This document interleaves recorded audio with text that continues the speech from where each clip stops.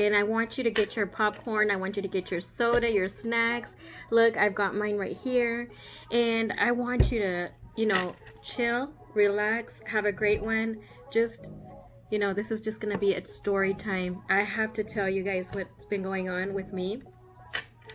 Well, aside from what you guys already know, there's so many people out there fighting COVID-19. And the county that I live in is actually one of the top counties with the COVID pandemic being, spread, very, very much, in our county. It's just, there's so many people with it here. And therefore, I try not to expose my family. I try not to go anywhere that I don't need to be at, including work. I try to do things from home and work from home. Don't expose myself too much. And so like I was trying to say, I want to make a long story short because it can go on for hours. But I want to tell y'all that a few months ago, it wasn't too long ago, when we were all hearing that this was going on in China, and people were dying left and right in China, which is not fun. That is scary, right? But then before we knew it, it was already here and everywhere else, and it's like, okay, I didn't think it was gonna hit us that hard. The county that I live in is like one of the top ones in Texas hit by COVID. And right now, a lot of my friends and relatives have gotten it. And it's not, you just never know how the COVID's gonna affect your immune system or your relatives. You just never know. They say, oh, it's, get your immune system pumped up and blah blah blah. But you know what? There's people that look so healthy. They work out. They eat healthy, and not like me right now. Look what I'm having. And they eat healthy and they have a fit bodies and they go work out and they try to take care of themselves. And you know what? They've gotten COVID, and guess what? They don't make it. We just never know how our body's gonna react to this virus. So I just want to, throw that in there. And then make a long story short. So a few months ago, they quarantined us, as you all already know. And people didn't want to. They were like, no, we don't want to be quarantined or whatever. But we still complied, right? And then they decided to open up, Well, the people from where I live, which is the Rio Grande Valley, it felt, and I just don't understand this mentality. Like, dude, like, we're in the middle of a pandemic. Yes, you shall not fear. Don't fear, because fear is actually what takes over your body and causes you to become, more exposed to it. If you become exposed and you're fearing it, it's gonna make you get sick, and it, weighs down on your immune system. So fear, you shouldn't really have it. But you should have precautions, and you should try to stay away from public places where there's more people and they're not gonna listen, okay? Well, I just felt like a lot of the people, literally, they told us, oh, okay, well, they're gonna go ahead and start opening the island, which is the South Padre Island. Dude, like, everybody just went to the island. Everybody, the bridge was packed. Like, it was so packed. Like, the lines were ridiculous. And I could not understand, like, why would you do that? Why would you expose your families? Why would you expose yourself? Why just to go out in the sun, be in the beach? Like, the beach is not going to go anywhere, guys. The pandemic has, it has its little course that has to run. And so if you don't take care of yourself, vacation, you're going to be able to vacate whenever you want. Let it happen. And I know some people are going to have their own opinions, but you know what? That caused our county to become one of the top counties of people with COVID, because people just decided to go everywhere and do themselves, and they kind of like put the COVID in the back burner when it wasn't supposed to be in the back burner. And I really feel bad for like the people that are actually essential, and they have to expose themselves. And I want to throw out a shout out to one of my friends from high school. You know who you are. Her husband is a cop. He is for Mission PD, and he is right now fighting for his life. We're in prayer for them. I also want to let y'all know that it doesn't matter, you know, sometimes people are going to give their opinion, but you know what? I had COVID in my home a few months ago. My son is an entertainer, and he thought it was okay, you know, he's 25, and he thought it was okay to go to the club and to socialize, and he got COVID. And there was more people. I think he kind of already knew he had it, but he didn't let us know. And the thing is that he walked around the house for a whole week without letting us know, you know what, I think I have COVID. You know, that's kind of, when you're 25, that's an irresponsibility, because you're actually exposing the rest of the family. If you're going through something like that, think about it, because this is actually a life or death situation, because you don't know how your mom is going to react. You don't know how your father's going to react to COVID. You don't know how your siblings are going to react, your grandparents. You have to be very conscientious. My son was very lucky that he was asymptomatic and that he didn't have that many symptoms, but he did get fevers. He did have some cough, and I isolated immediately. As soon as I found out he had COVID, we all got checked, but he was isolated, and I quarantined him for 3 weeks. Not the 2 that they say. He had already had it for a whole week before. So just to be on the safe side, I went ahead and put him in 2 weeks plus the week that he already had that he was walking around. So I put him in for an extra week. That's almost he had had it for a month by the time I quarantined him. A month before he had gotten it. So I made sure that he was in there a good amount of time, that he was not going to be spreading anything after he was tested negative. But just because I've heard that you can still be contagious, okay, even if you test negative for like a week or 2, or like 10 days or something like that. So I made sure he was not contagious, okay, because I have 4 other kids, and believe me, how I handled it was super mom. It was really tough, guys. I'm taking it as a joke as far as what happened, but it's really tough. If you're trying to help your son, you don't know how he's gonna wake up the next day, if he's gonna wake up the next day, if he's shortness of breath. I had a pulse oximeter. I literally had I literally felt like I was a nurse working at a hospital. And I had his meals done according to certain times. I had a schedule. For 3 weeks, I literally had a schedule, and it all revolved around him. I was giving him vitamin B12, rosehip. I'm sorry, vitamin C, rosehip oil. It's because it's vitamin C with rosehip, and it was like 600 mg's. I was giving him some throat. I'm looking over there because I have my stuff over in that corner over there. I had some B12, vitamin C. I gave him NUC. It's a supplement that produces glutathione, and it helps a lot. Guys, if you don't know what that is, look it up. It's called NAC, N-A-C. It's really good for your cells, and it will help so much, like you don't understand. I cannot say claims about it, but I want you to do your research on it. It's called NAC.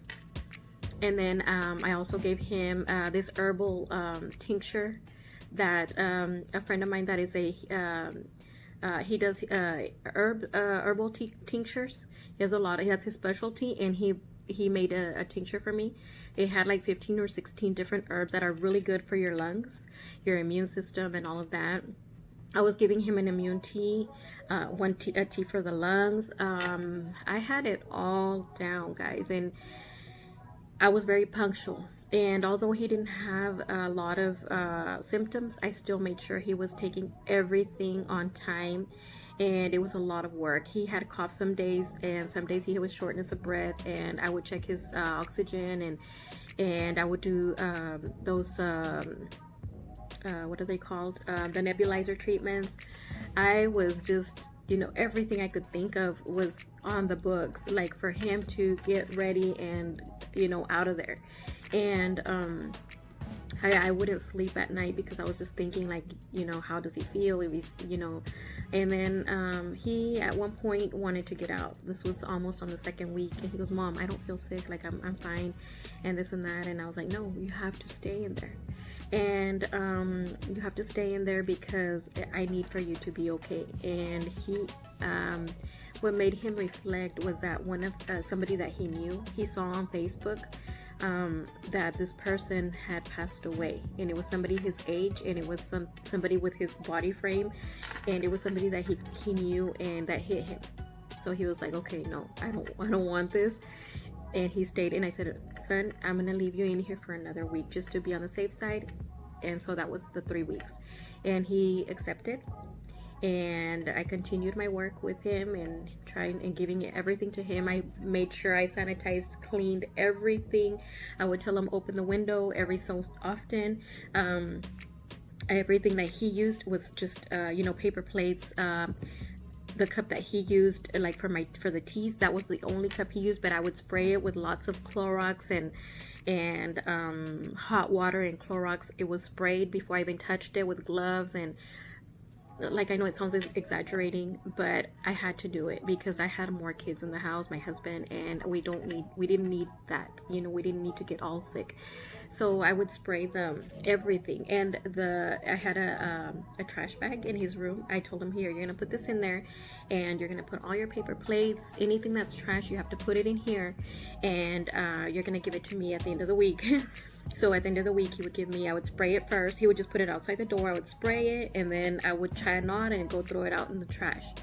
But we took extreme measures, yes, because I didn't want us all getting sick.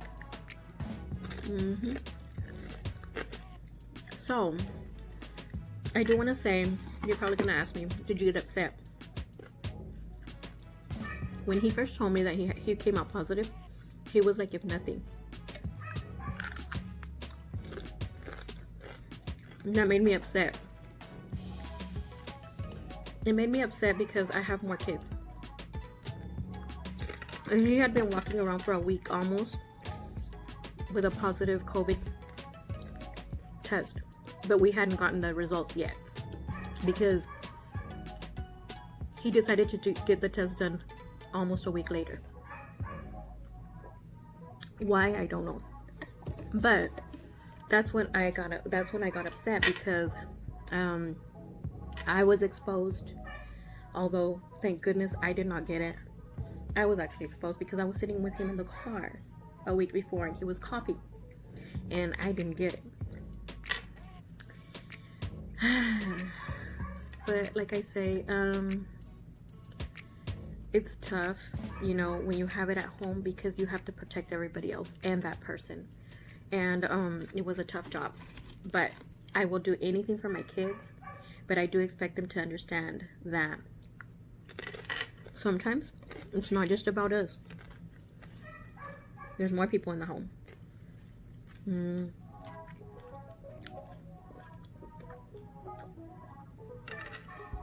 Now, everything that I was giving him, I was taking it myself, and I was giving it to the rest of my family. And we continued our daily life. I was not going out too much, only to pick up like thermometers and like the pulse oximeter, like stuff like that. His food, like if he wanted something like because also the other thing, he started wanting to eat healthier when he was in there, because he would eat like a burger or pizza or something like that and he would feel sick. He would start getting palpitations. That's another thing I was going to tell you guys. I believe that one of the symptoms after you get COVID is you get heart palpitations, and he started with those, and he would get really worried about it. So he started with heart palpitations almost immediately when he got the virus. And then so when now that he's done with the virus, he still has if he eats certain things, he will get heart palpitations. So now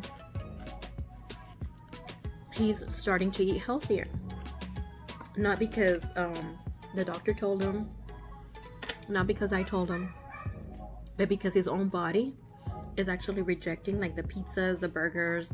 He loved Whataburger. Like Whataburger was his thing, because he's like I said, he's an entertainer. He plays in a group, musician, or like music, and he would get home like at 3 or 4 in the morning, and Whataburger was his stop because he was already hungry or whatever. So he would eat at that time. So those frequent stops to Whataburger have stopped, because he cannot tolerate Whataburger. He cannot tolerate burgers, pizza, nothing cheesy, nothing too oily. He has changed his eating habits, and he's actually lost a lot of weight already. So I'm really proud of that. I know that it had to happen through this COVID, but I thought I would share with you guys, you know, what we went through with this COVID, and hopefully you guys do take care of yourself and you do use your masks. It's a really sad situation that we're going through, and we're in August right now. Tomorrow's gonna be the 1st of September, so I don't think the virus is going anywhere soon. Maybe a few more months of this, and we're going into that second wave. So let's see what happens now. So hopefully y'all take care of yourselves, and I wish I could tell you a couple of more things that I did, but I can't. But just get some of those teas, like the let me get you some of the stuff so I can, you know, this is by no means like go and do this is legit right here. No, this is just what worked for us, me and my family. Let me get some stuff, okay? OMG guys, this is gonna become like my story time is becoming something totally different now. So I got these. Hold on. These are vitamin B12 gummies. Okay, they're almost gone, as you can see, and these are 3,000 mgs, and this is with 2 of these gummies you're getting 3,000. Hold on, my view here. Okay, 3,000 mgs of B12 if you take 2 of these gummies. So if you don't like gummies, you can get the pills. Okay, so you can get this. We haven't opened this box yet, but we still have it here just in case anybody feels like they're getting a sore throat or whatever. We immediately give them this. This is vitamin C with zinc redoxine. That's what it's called. It's a double action. It tastes like orange, and this is one of the things also that I gave my son. Okay, this is the other vitamin C that I gave him. This is the one I was telling you, that's 500 mgs with rosehip oil. I'm sorry, with rosehip oil. I just see rosehip and I just connect it with oil. And these are tablets. These are tablet, like a tablet form. Okay, I'll take this one right now. So there's this vitamin C, and then there was this vitamin C. So this one you put it into your water bottle. Sorry, I have my live camera on. And this one you put it into your water and it'll dissolve, and you just drink it and it tastes like orange.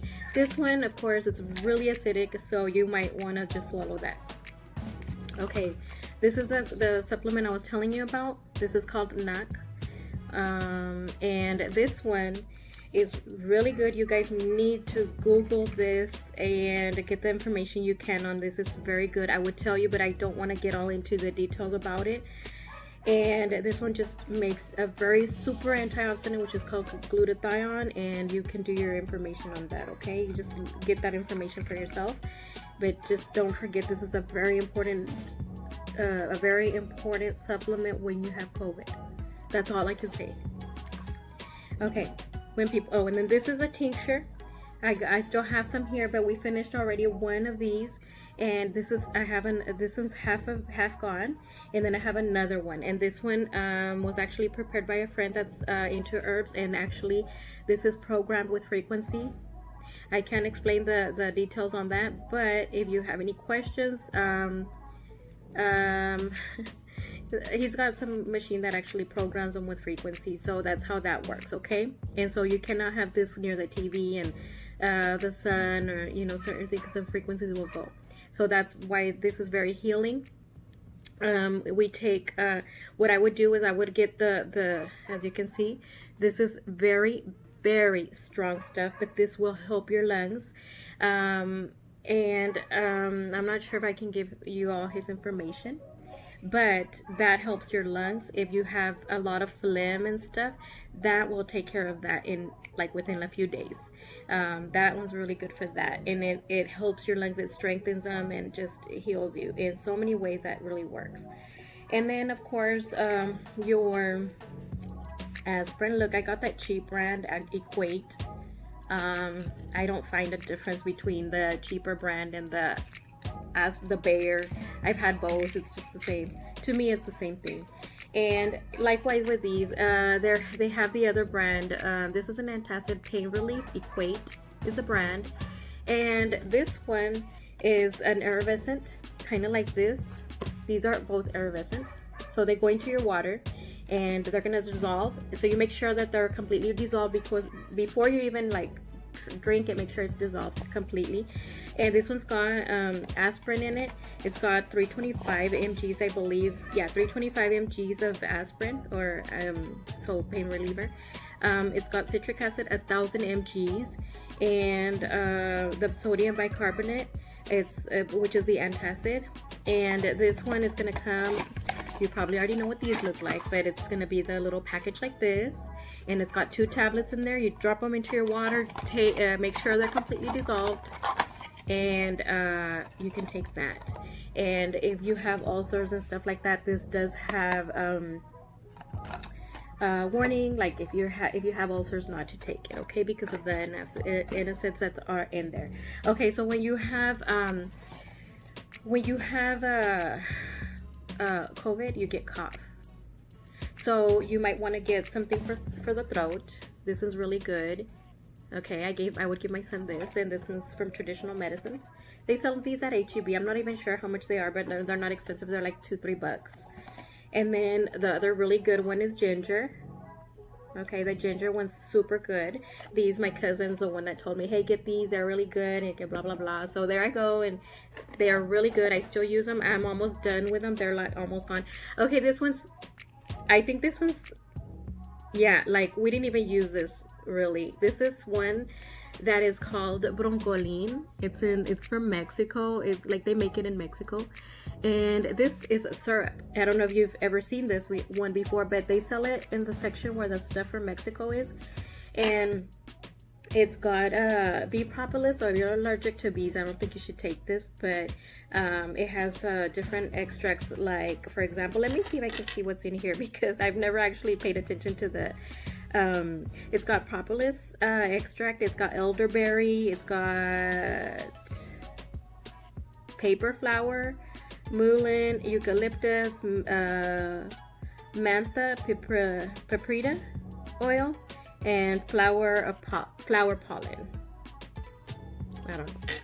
Never even seen some of those things, but that's what it has in it. And this is really good for your cough. It soothes your throat, and it's really good for you. It's kind of thick too. So guys, I already showed you what I had for my son. He recuperated really well, but not everybody's that lucky. Please take care of yourselves. Wear your masks. Use your Germ-X at all times. Spray yourselves. Disinfect yourselves. They sell these sprays that you can actually spray yourself, and then on top of that, your Germ-X. And I know that a lot of people know that when you use a lot of Germ-X, you're actually weighing down on your immune system, because this is like alcohol and all this, you know, stuff that you're putting in your hands, but you want to kill those germs, and at the same time you're affecting something else. So I understand, but what I do is I get my Germ-X, and I know it's not and I know it's not wise, and I know somebody's probably gonna tell me something about this, but I always get the Germ-X. I put it in, I put a pump, and I go like this, and I always put just a little bit on my nose. It's just like they say that the virus can't go, you know, you might think it's crazy, right? But that it doesn't survive if there's like the alcohol or the menthol. So I'm constantly putting like Vicks on my nose at night before I go to bed. I kind of put a little bit of menthol or eucalyptus, and I know that eucalyptus, you should not put it like that, the eucalyptus oil. But what I do is I put it in a diffuser and I turn it on, and believe me, the virus cannot survive eucalyptus oil. So little tips there. And I hope that I'm helping somebody. And if I am, please let me know. And if you have any questions, just let me know. You know, talk to me. Tell me. Like, I want to hear what your stories are. Let me know if you've had anybody, if you've lost anybody, or if you. I mean, it's not fun, guys. I know. We're all going through this. We're all going through this together. So I just want to, you know, just, you know, give you some comfort. You know, if I can help with any way, you know, at least telling you what to use in the stage before they start feeling that they're having shortness of breath. You know, if you have a nebulizer machine because your kids have one, just put it on your COVID patient. And that'll help so much. And then the diffuser, always have a pulse oximeter, thermometer. All that's gonna help because you'll be on top of everything. Okay. Well, I'm gonna let y'all go. Thank you for listening to me, and I hope y'all have a wonderful day. Okay. Comment, subscribe to my channel.